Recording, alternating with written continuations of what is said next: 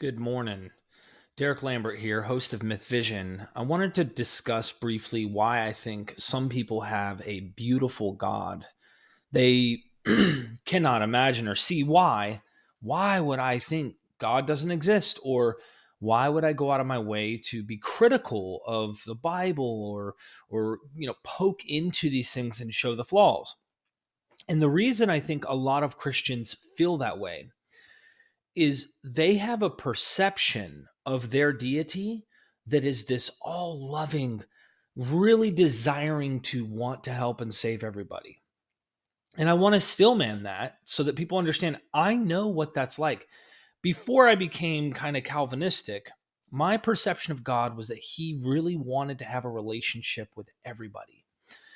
Notice, coming from the biblical tradition.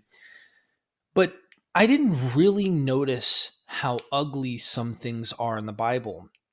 Many of the scholars I've had on who are still believers, they believe in a God, have been with me in saying, this God painted here in the Bible, that's not my God. I do not accept that idea. They've cherry picked and created a kind of buffet of things that they ethically line up with and have made that their deity. And I just wanted to comment why I think that is. I've mentioned it before, and in recent interviews, when I just gave my testimony, you'll see those probably on the internet being released.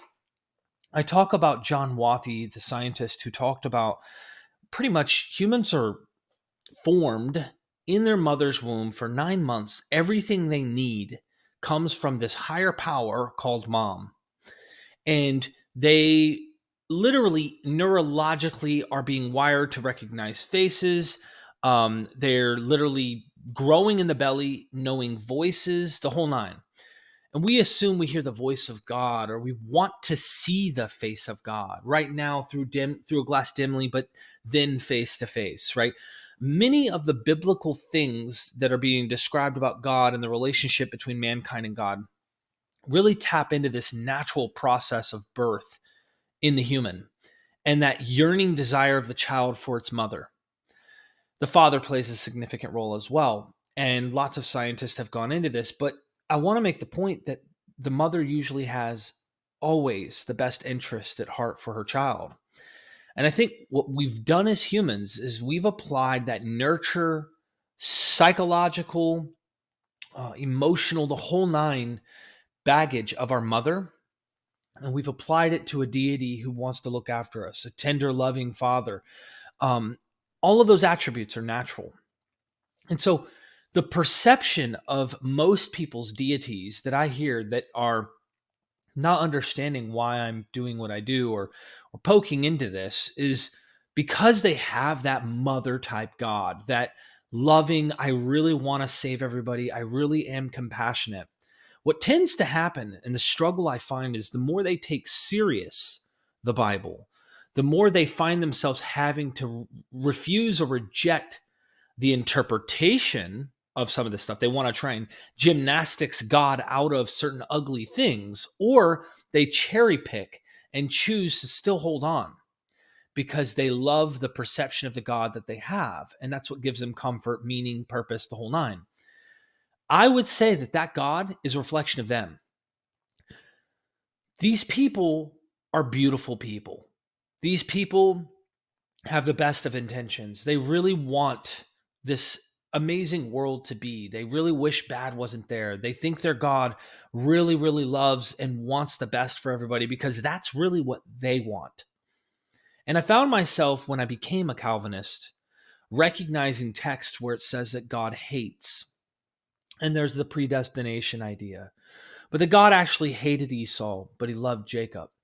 Where God hates the workers of iniquity, Psalms 5:5.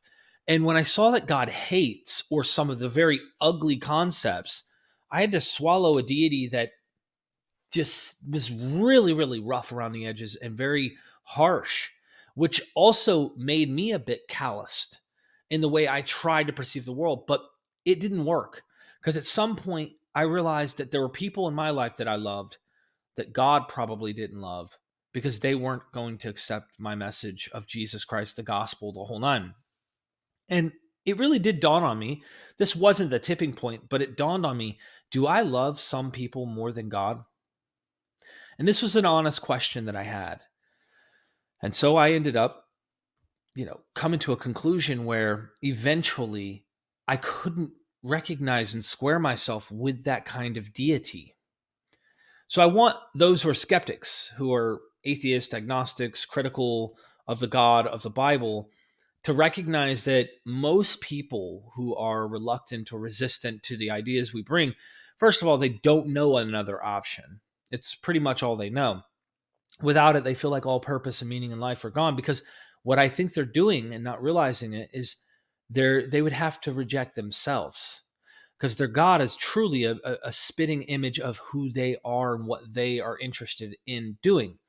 The cognitive dissonance in wrestling is when they're trying to match who they are with instructions found in an ancient books that has certain rules, certain expectations, certain things that tell you about who God is from men. And this brings me to John J. Collins, one interview I had with him where I said, John, look at what God said in Hosea. And he had to correct me. And he said, God did not say that, Derek. Men wrote what this guy says God said. So whether the author was actually Hosea or someone pinning in the name of Hosea, they're saying this is what God said. So it tells you more about the person writing it than it does God. And this was a really important point. It helps me in my approach to understanding why people believe, what they believe, who their God is, and whatnot.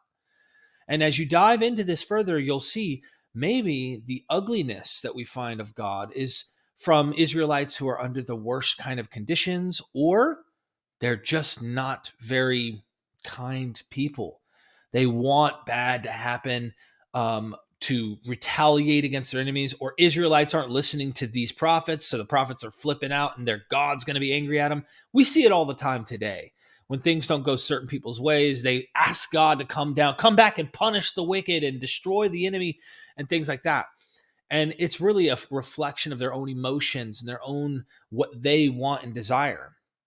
But overall, I think most of the Christians I've encountered who are listening to these loving songs of God's mercy and worship and stuff, and they they want that. They want that love and tenderness deity is really a reflection of them and their ethics and their morals and what they want and their goodness that comes from them.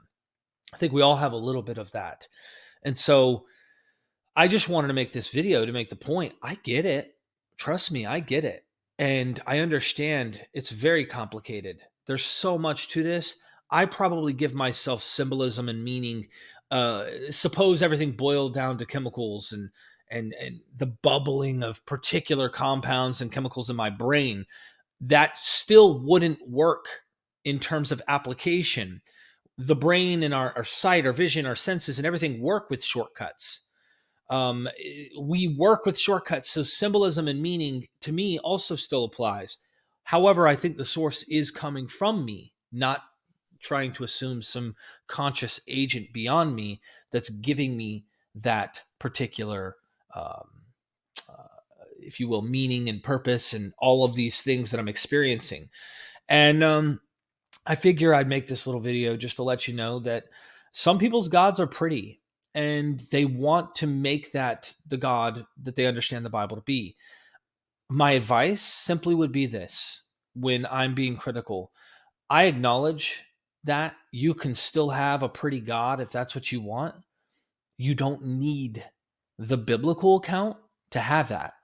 Now, you may choose to continue with that, and that's fine. I want you to understand, though, that you can have your God without Christianity, without Judaism, without Islam. You don't need an Abrahamic faith to have your God. You don't need any religion to have your deity. Now, it helps to have people you can socialize and have things in common with and to relate on these subjects. But when I'm trying to be as fair and honest and actually assessing what the Bible's saying, and there's resistance to it, like slavery doesn't even mean slavery, or God doesn't hate people and they want to make hate not mean hate, that is when I start realizing there's dishonesty, there's a dissonance I think they're having, and they're trying to save their God from a perception they don't like or don't want. And when you have to conform to what the text says and actually means, and you're trying to be as accurate as you can, I find that God is not as pretty and as much as we thought that God was. Because then you're going to wrestle with things of God's omniscient. Really? There are very clear places where God does not know all things. But then there are places where he knows the end from the beginning. And which is it? Which is it? And there's so many people who are trying to make sense of this stuff. So I hope that's encouraging to those who believe, and to those who aren't believers. I know that it's difficult sometimes dealing with people who are overwhelmingly defensive because we're being critical.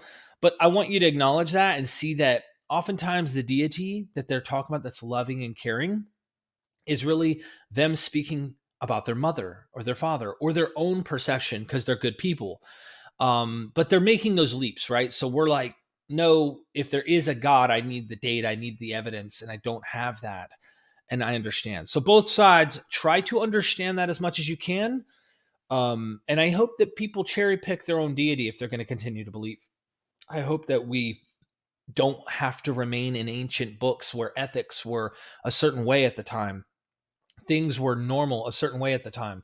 Cherry pick, disagree with your prophets, disagree with these texts, and understand that you don't need those to have that particular relationship with the deity you choose.